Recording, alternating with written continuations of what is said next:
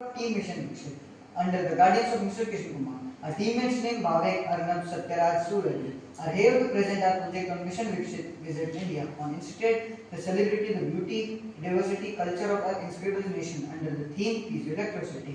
Introduction of piezoelectricity. Piezoelectricity एक ऐसा material है, ऐसा एक सब्सटेंस है जिसकी वजह से हम इलेक्ट्रिसिटी जनरेट कर सकते हैं। ये चीज बनी हुई क्रिस्टल एंड सिरेमिक से बनी हुई है। ये किसी मैकेनिकल स्ट्रेस को इलेक्ट्रिसिटी में चेंज कर सकती है। ये बहुत अच्छी चीज है जो इलेक्ट्रिसिटी को हार्वेस्ट कर सकती है।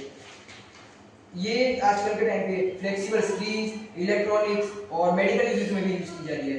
जिनको कम इलेक्ट्रिसिटी चाहिए होती है मेडिकल यूजेस में, उन पीजोइलेक्ट्रिसिटी से how piezoelectricity technology save energy और नेचर। पीजोइलेक्ट्रिसिटी अपने नेचर हार्वेस्टिंग के लिए बहुत एक वापस करेगा।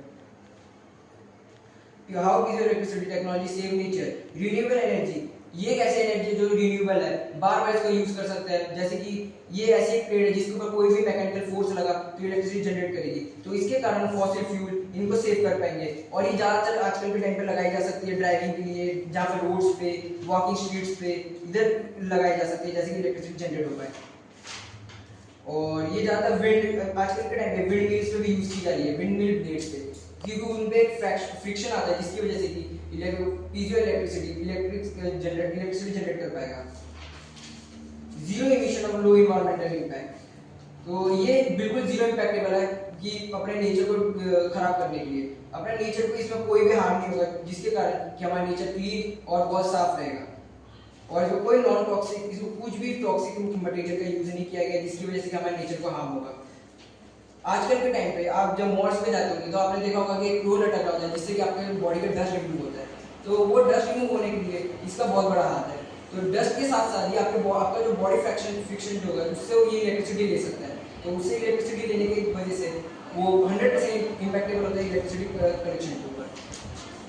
तो अर्बन एनर्जी सॉल्यूशन, तो अर्बन सिटीज में इसका बहुत बड़ा रोल है कि इलेक्ट्रिसिटी सेव कर सकते हैं, क्योंकि अर्बन सिटीज में स्ट्रीट्स इन सब पे बहुत ज़्यादा लोग ट्रैवल करते हैं और इन सब जगहों पे बहुत ज़्यादा लोग वॉक करते हैं। तो इन सब जगहों पर हम पीजोइलेक्ट्रिसिटी पैनल्स को बहुत अच्छे से इंस्टॉल कर सकते हैं और उनके पूरा यूज कर सकते हैं।